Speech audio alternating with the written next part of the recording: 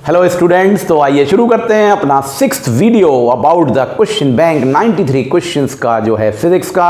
और जो हम लोग डिस्कशन कर रहे थे उसमें हम साउंड चैप्टर के क्वेश्चंस पर थे और अब हम लोग शुरू करते हैं क्वेश्चन नंबर 51 ऑनवर्ड। तो आइए देखते हैं क्वेश्चन नंबर 51 क्या है। देखिए, एक बड़ा इंटरेस्टिंग क्वेश्चन है जिसकी बेसिस पे आपको बहुत बड़ा लॉजिक क्लियर हो जाता है फोर्स वाइब्रेशन का और रेजोनेंस का, और एक प्रॉपर आंसर लिखना पड़ता है। इसमें सिर्फ नाम लिख देने से, आंसर लिख देने से काम नहीं बनता। तो देखिए क्वेश्चन क्या है, why are the string instruments, जो तार वाले इंस्ट्रूमेंट्स होते हैं ना, like the guitar, sitar, provided with the hollow sound box. आपने देखा होगा ना, एक बड़ा सा साउंड बॉक्स होता है। क्यों? देखिए यहाँ पे रेजोनेंस भी है, यहाँ पर फोर्स वाइब्रेशन भी है, यहाँ मैचिंग भी फ्रीक्वेंसी है और लाउडनेस ऑफ द साउंड है। देखिए मैंने 4 फैक्टर बोले, और ये क्यों है? क्योंकि साउंड बॉक्स एक बहुत बड़ा एयर चैम्बर है जिसका लार्जर सरफेस एरिया है। तो जब आप इस आंसर को लिखेंगे तो 5 चीज़ों का ध्यान रखेंगे। क्या बोला मैंने? Larger surface area of the sound box, तो उससे एयर चैम्बर बन गया। मीडियम पार्टिकल्स वहीं पे बहुत बड़े एरिया में, रेस्ट्रिक्टेड एरिया में वाइब्रेट कर रहे हैं। तो रेजोनेंस, फोर्स वाइब्रेशन, लाउडनेस और लार्जर एम्पलीट्यूड, इन सब को मिला के इसका आंसर लिख दीजिए। आई होप आपको हिंट मिल गया। क्वेश्चन नंबर 52 को देखिए। ये देखिए रेजोनेंस से रिलेटेड क्वेश्चंस के एग्जांपल्स पे है, प्रैक्टिकल एग्जांपल्स जो होते हैं। When a troop crosses a suspension bridge, the soldier are asked to break their steps. Soldier को अपने ब्रेक को कर देना होता है, स्टेप्स को कदम ताल करते हुए नहीं निकलना होता है। क्यों? ये समझिए। और दूसरा इसी तरह से, how do you tune your radio set at a particular frequency. Radio program या टेलीविजन प्रोग्राम को रिसीव करने के लिए आप ट्यूनिंग करते हैं उस रेडियो सेट की। क्यों करते हैं? उससे क्या होता है? कौन सा फिनोमिना है? फिनोमिना तो रेजोनेंस से रिलेटेड है ना, मैचिंग ऑफ फ्रीक्वेंसी, तो उसके बारे में यहाँ लिख के अपने प्रॉपर आंसर को तैयार कर लीजिए। तो ये 2 क्वेश्चंस करिए और इसके बाद अब हम लोग शुरू करते हैं नेक्स्ट क्वेश्चन। बच्चों अब हम लोग देखते हैं क्वेश्चन नंबर 53। देखिए ये एक ऐसा क्वेश्चन है जिसको स्टूडेंट्स कभी भी बहुत ध्यान से नहीं पढ़ते हैं और इस पर बहुत एम्फेसिस नहीं देते हैं, लेकिन ये बड़ा इंपॉर्टेंट क्वेश्चन है और बोर्ड में बार बार इससे रिलेटेड क्वेश्चंस पूछे जाते हैं। कई बार तो direct as it is question आया है, कई बार बहुत ट्विस्ट करके क्वेश्चन आता है। तो इस पे मैंने आपके लिए क्वेश्चन को थोड़ा मॉडिफाई करके एक ऐसा क्वेश्चन बना दिया है जिससे आपका सारा लॉजिक क्लियर हो जाए और किसी भी तरह का क्वेश्चन एग्जाम में आ जाएगा, आप कर लेंगे। तो देखिए क्वेश्चन क्या है। ये देखिए स्ट्रिंग है, एक ही स्ट्रिंग है, सेम लेंथ की एक ही स्ट्रिंग है, उसकी 3 मोड्स ऑफ वाइब्रेशंस हैं। पी क्यू आर, ध्यान से सुनिएगा, पी क्यू आर 3 अलग अलग स्ट्रिंग्स नहीं हैं, सिमिलर स्ट्रिंग को 3 मोड्स ऑफ वाइब्रेशन में रखा गया। तो एक बार इस तरह के वाइब्रेशन हो रहे हैं जिसे हमने पी बोल दिया, दूसरी सिचुएशन में क्यू लेवल के वाइब्रेशन और तीसरी बार आर। तो these are the 3 modes of vibration in the same length of wire.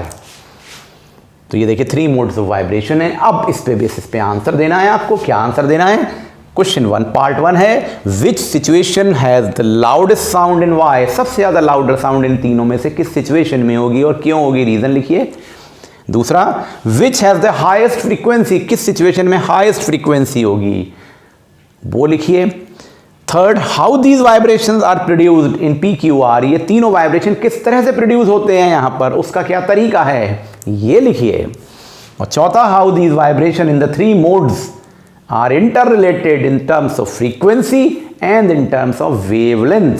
Wavelength के रिलेशन में और फ्रीक्वेंसी के रिलेशन में ये किस तरह से रिलेटेड है। अगर आपने मेरे वीडियोस को ध्यान से देखा हुआ है, ये भी वहां डिस्कस किया गया है बहुत डिटेल में, और इसमें वेवलेंथ कैसे पता लगाते हैं, फ्रीक्वेंसी कैसे पता लगाते हैं, ये भी वहां बताया गया है। पहले आप अपने आप कोशिश करिए इन आंसर्स को पता लगाने की, बाद में मेरी हेल्प की जरूरत पड़े तो वो जरूर मिलेगी आपको। तो आइए अब शुरू करते हैं नेक्स्ट क्वेश्चन, क्वेश्चन 54।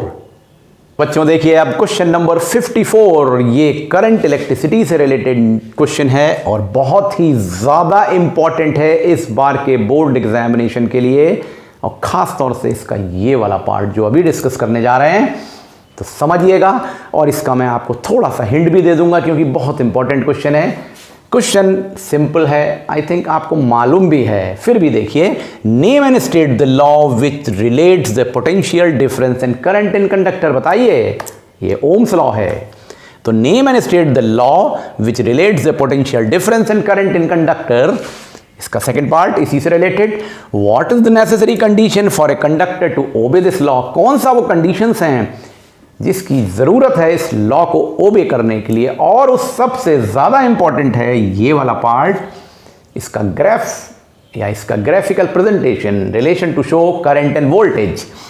तो draw the V I graph and ध्यान से देखिए आई वी ग्राफ, देखिए वी आई ग्राफ और आई वी ग्राफ दो तरह से हम ग्राफ बना सकते हैं इसके, यानी एक्स और वाई एक्सिस पे पोटेंशियल और करंट को बदल के।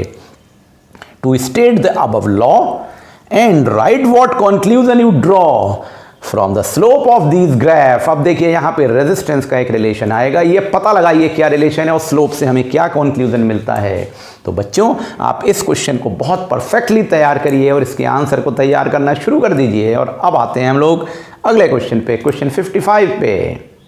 तो बच्चों करंट इलेक्ट्रिसिटी पे अब हम लोग अगले क्वेश्चन पे आते हैं, जिसे हम बोल रहे हैं क्वेश्चन नंबर 55, और ये भी ओम्स लॉ से ही रिलेटेड है। तो right the difference between ohmic conductor and non ohmic conductor with examples. वो कंडक्टर जो कि ओम्स लॉ को फॉलो करते हैं ओमिक कंडक्टर है, जो नहीं फॉलो करते हैं वो नॉन ओमिक है, उनके बीच के डिफरेंसेस लिखिए, 4 डिफरेंसेस लिखने हैं और एग्जाम्पल्स भी दीजिए उसकी। अब आते हैं क्वेश्चन नंबर 56 पे, what is the cause of resistance in a conductor. इस रेजिस्टेंस का मतलब देखिए, जब हम बोल रहे हैं ना कंडक्टर में रेजिस्टेंस, तो ये एक्सटर्नल रेजिस्टेंस जिसे हम कैपिटल आर कहते हैं वो है, and how it is different from internal resistance of cell. देखिए एक होती है एक्सटर्नल रेजिस्टेंस इन कंडक्टर और एक होती है इंटरनल रेजिस्टेंस इन सेल। इन दोनों में क्या डिफरेंस है और उसका क्या कॉज है, आपको इसके बारे में लिखना है, और ये बहुत इंपॉर्टेंट क्वेश्चन है। आई थिंक आपको ये बात अब क्लियर हो गई होगी। देखिए एक बात मैं यहाँ क्लियर कर दूँ, हमारे रिड्यूस सिलेबस में कॉम्बिनेशन ऑफ रेजिस्टेंस के डेरिवेशंस को हटाया गया है, रेजिस्टेंस को नहीं हटाया गया है। रेजिस्टेंस के बिना तो करंट का काम ही नहीं हो पाएगा। तो ये क्वेश्चन को बहुत अच्छे से तैयार कर लीजिए। What is the cause of resistance in a conductor and how it is different from internal resistance of cell. अब शुरू करते हैं क्वेश्चन नंबर 57 ऑनवर्ड। तो बच्चों अब हम लोग देख लेते हैं क्वेश्चन नंबर 57 और 58। तो देखिए 57th क्वेश्चन, पहला part, define a specific resistance and right its expression and unit.